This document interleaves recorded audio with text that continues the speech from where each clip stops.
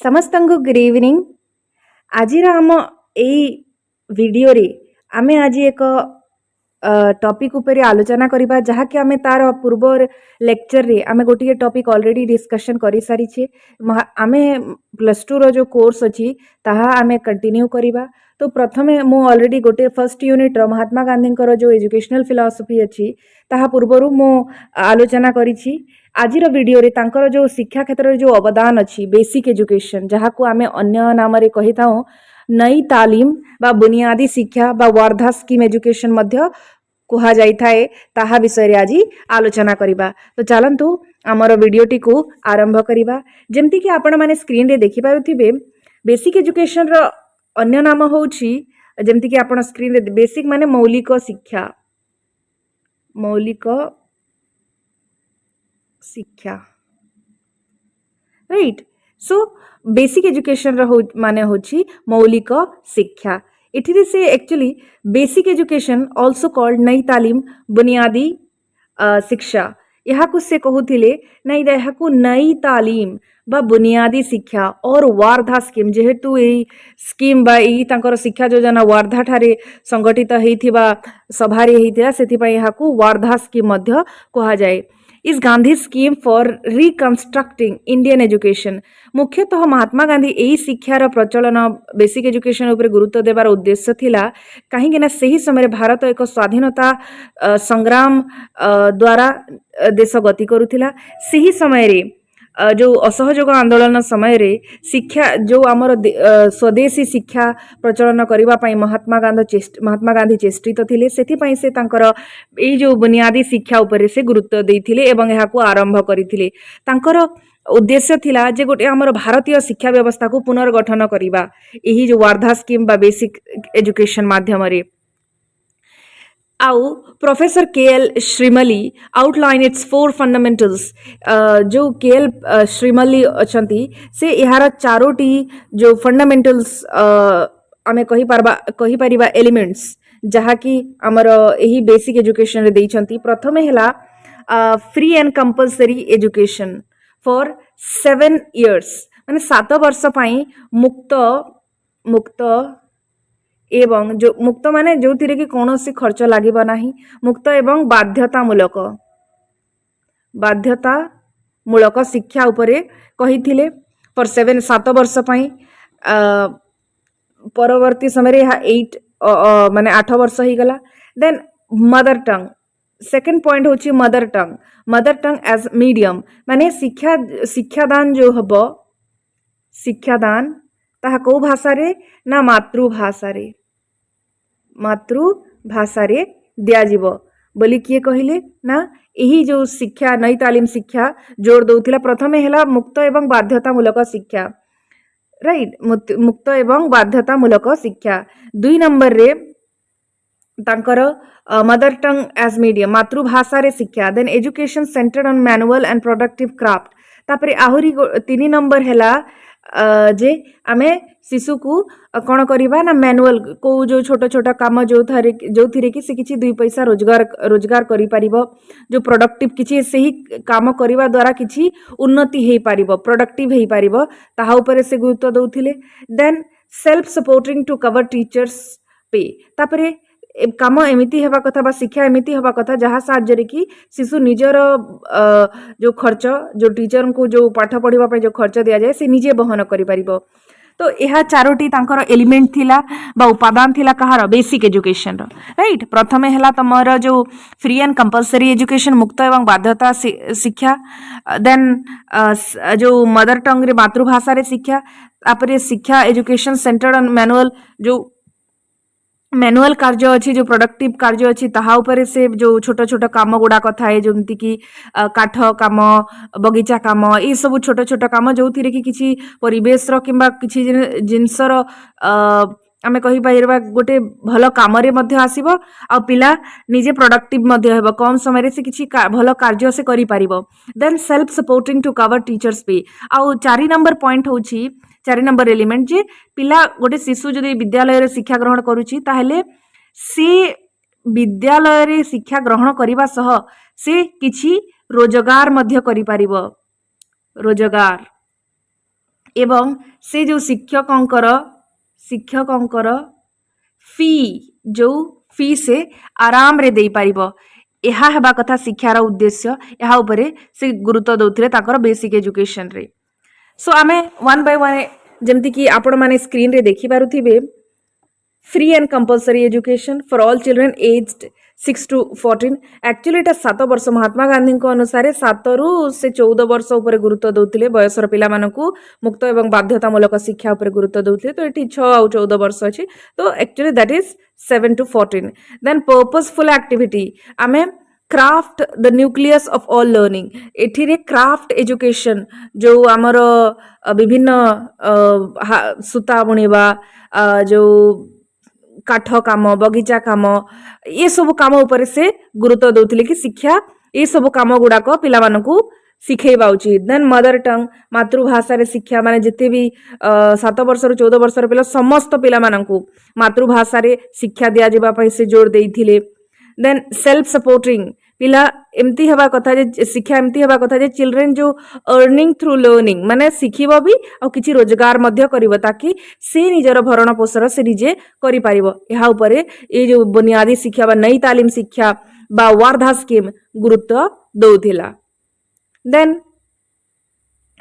ता सहित mother tongue रे देबा सहित आहुरी मध्य पॉइंट अछि जेंति कि primarily for villages solving village problem solves India's problem. Mahatma Gandhi मुख्यतः कहूथिले कि गाँर समस्या जदि समाधान हुए ताहेले भारतर समस्या समाधान हेबो काहे कि ना भारत रे मैक्सिमम जो लोक थांती से गाँ रे रहंती एवं तांकर समस्या होची देशर समस्या काहे कि ना भारत गोटे ग्राम प्रधान देश राइट ग्राम प्रधान देश कहीं भारत रे गाँ गुड़ाक अधिका अच्छी तो से शिक्षा एमती हवा कथा जे गाँर समस्या को प्रथमे सॉल्व करने कथा जोटा कि ऑटोमेटिकली आम देशर समस्या समाधान हो पार। Then dignity of labour inculcates discipline and responsibility. Dignity of labour माने होची जो कि जड़े व्यक्ति किसी परिश्रम करुची तो सही व्यक्तिर परिश्रम को गोटे सम्मान देबा अत्यंत जरूरी। से कौन सी भी कार्य हो ताहाको सम्मान देबा अत्यंत जरूरी। से से कहते ना डिसिप्लिन और आमर रेस्पॉन्सिबिलिटी ऊपर से जोर दौले ना आमर दायित्व आमे करबा उचित एवं गोटे डिसिप्लिन रे रहिबा उचित।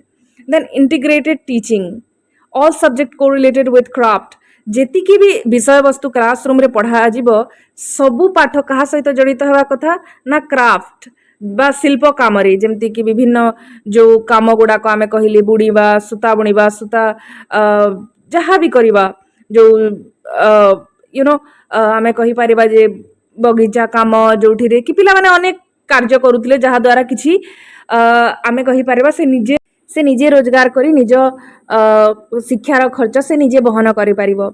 सो आम कहीपर जे प्रत्येक विषय सेटा मैथ हो किंबा सोशल साइंस हो कि किंबा आपणकर जो पॉलिटिकल साइंस हो सबु विषय रे कौन जड़ित होगा कथा क्राफ्ट बा अन्यान्य काम केवल विषय पढ़ा जीव नहीं ता सहित अनेक काम गुड़ाक पिला शिखिबे एवं करिवे ताकू आ निजर भरण पोषण बा पाठ पाई निजे खर्च करि पारिबे। Then whole child educate body mind and spirit आहुरी मध्य यही मौलिक शिक्षा कहते ना होल्ड चाइल्ड जो शिशुर गोटे शिशुर शारीरिक मानसिक आवेगिक आध्यात्मिक ये सबूर विकास करने अत्यंत जरूरी बोली किए कहते ये जो बेसिक एजुकेशन जो आम कहीपर महात्मा गांधी यहाँ उपर गुरुत्व दौले कि पिला मानकर केवल जे माइंड को शिक्षा देवा नुहे कि थिंकिंग पावर बढ़ेवा भावना शक्ति बढ़ेवा किंबा तांकर समस्या समाधान करिवार दक्षता वृद्धि करवा से सीमित होगा कथा नुह। शिक्षा तार शारीरिक मानसिक सर्वांगीन विकास रे कार्य रे नियोजित होगा कथा बोली से कहूथिले। देन आम कहीपर जे फिलॉसफी बिहाइंड बेसिक एजुकेशन तांकर जो बेसिक एजुकेशन या पछरे तांकर चिंताधारा कौन थिला ताहा आमे बुझिबा। ए बेसिक एजुकेशन को बा मौलिक शिक्षा को से कौन पाई आरंभ कली कहीं कि आ ऊपर जोर दउथिले तो ता पछरे किछि कारण थाए आ ताहा आमे आलोचना करिबा। So basic education is rooted in Gandhi's democratic philosophy तांकर जो गणतांत्रिक दर्शन ऊपर आधारित थिला तांकर basic education. A social order enabling every individual to realize the highest aim of life. Dr. M.S. Patel aptly summarizes Gandhian philosophy of education as naturalistic in its setting, idealistic in its aim, and pragmatic in its method and program of work. ଏହାକୁ doctor M S Patel କହିଲେ ତାଙ୍କର ଯେଉଁ ଶିକ୍ଷା ଦର୍ଶନକୁ कि ଗାନ୍ଧୀଙ୍କର ଯେଉଁ philosophy of education ଅଛି ସେଟା ନା ପ୍ରକୃତିବାଦୀ ଆମେ କହିବା ନ୍ୟାଚୁରାଲିଷ୍ଟିକ୍ इन सेटिंग जदि परिवेश अनुसार देखिबा बा जोठारे शिक्षा ग्रहण करा जाए सेहा न्याचुरालिस्टिक कहि परिबा देन आइडियलिस्टिक इन एम्स तांकर आदर्शवादी आमे कहि परिबा तांकर उद्देश्य री एवं प्रैग्मैटिक इन इस मेथड तांकर जो प्रैग्मैटिक जो एक्शन ओरिएंटेड सेटा तांकर मेथड उपरे माने मेथड तांकर प्रैग्मैटिक थिला एवं तांकर विभिन्न प्रोग्राम ऑफ वर्क सो आमे प्रथमे देखिबा जे ह्यूमानिज्म यह गोटे फिलोसॉफिकल थॉट जहाँकि एक निर्दिष्ट काम उपर गुरुत्व दिए जमती कि तांकर जदि ह्यूमानिज्म को देखिबा ह्यूमानिज्म थॉट बा फिलोसफी को देखिबा एठी रे कोन कहा जाउछि ना elimination of untouchability creation of a classless society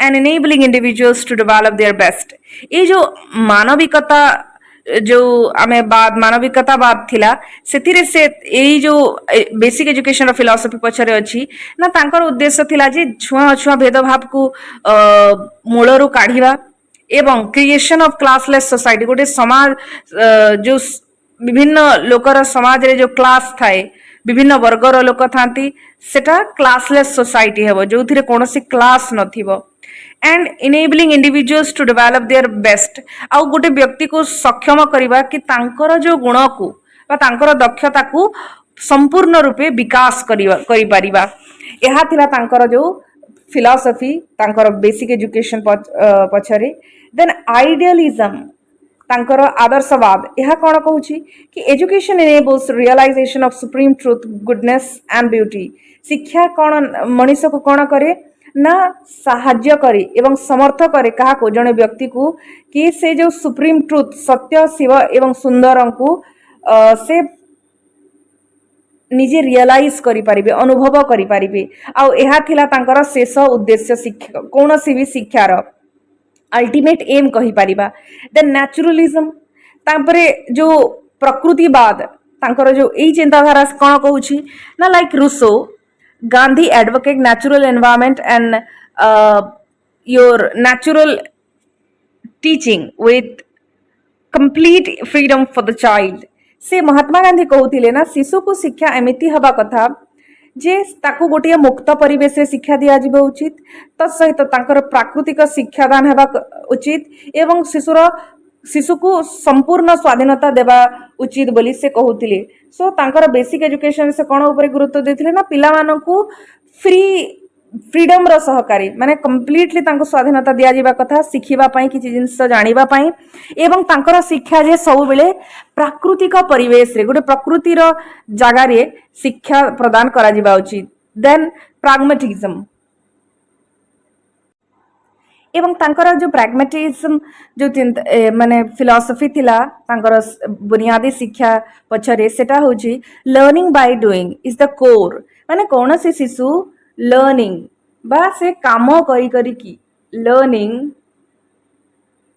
by doing से किछि शिखिबो मध्य एवं किछि करिबो मध्य करी के से किछि शिखिबो भाबि नियंतु मु किछि कली काम आ सेठिरु शिखिली आजिर शिक्षा व्यवस्था रे कोन होउची केवल थ्योरेटिकल मात्र जेमति कि तमे क्लास को जीवो केवल सुनिबो एवं एग्जाम देबो सुनिबो एवं एग्जाम देबो प्रैक्टिकल लाइफ रे हमें से ज्ञान को केबे भी प्रयोग करी पारुनु बिकॉज आमर एजुकेशन सिस्टम सेमती अच्छी जो कि थ्योरी उपरे अधिका गुरुत्व दिया जाए किंतु महात्मा गांधी जो बेसिक एजुकेशन यार पछरे थिला जो चिंताधारा सेटा थिला ना लर्निंग बाय डूइंग पिला माने काम करिवे एवं शिखिबे कोनोसी कार्य को भाबि नियंतु गाड़ी चलेबे आ सेठी शिखिबे माने कौन सेटा लर्निंग बाय डूइंग माने कोनोसी जिंस को करी के शिखिबा सो से तांकर प्रैग्मेटिज्म चिंताधारा थिला एई पछरे जो बेसिक एजुकेशन रे एवं action over reflection craft introduced as the pragmatic vehicle of education आउ ए जो लर्निंग बाय डूइंग तांकर जो चिंताधारा थिला से यही शिक्षा को जदि रियलाइज करबा पई से क्राफ्ट सेंटर्ड एजुकेशन उपरे गुरुत्व देथिले। क्राफ्ट सेंटर को ना काम जो घर काम जो छोट छोट काम गुडा माध्यम रे पिला निजे करिवे एवं निज रोजगार करिवे तत्सहित निजे ज्ञान मध्य अर्जन करि परिबे। यह थिला तांकर उद्देश्य जो बुनियादी शिक्षा वा बेसिक एजुकेशन रो। देन आम कही पारिबा the democratic ideals underlying basic education, classless society, freedom and equality, dignity of labour. एथिरे से कौन गुरुत्व दौरान गणतांत्रिक चिंताधारा उपरे आदर्श उपरे से गुरुत्व दौरान तांकर बेसिक एजुकेशन रे बा मौलिक शिक्षा उपरे। एही शिक्षा अनुसार से कहउछन्ती ना तांकर मुख्य उद्देश्य गणतांत्रिक उद्देश्य होची शिक्षा माध्यम रे कि गोटे क्लासलेस सोसाइटी गोटे क्लासलेस सोसाइटी तैयारी करिबा। देन फ्रीडम एंड इक्वालिटी समस्तंकु स्वाधीनता एवं समानता प्रदान करिबा।